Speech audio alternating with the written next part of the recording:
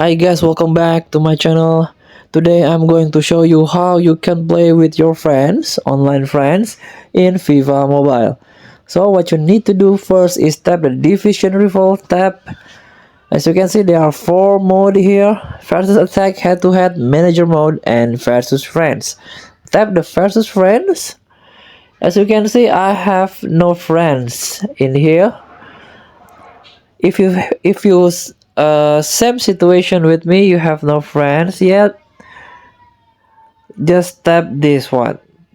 Tap the icon. This is the recommended users by FIFA Mobile. You can add one by one. For example, I'm add friends. This one. I'm trying to Imam send request. Your friend request has been successfully sent. Tap OK. So you have to wait them.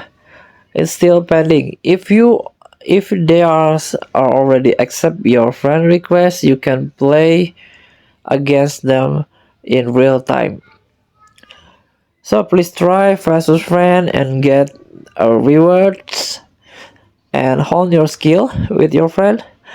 Thank you for watching. Don't forget to comment, like, and subscribe, and also click thanks button below. Enjoy the game.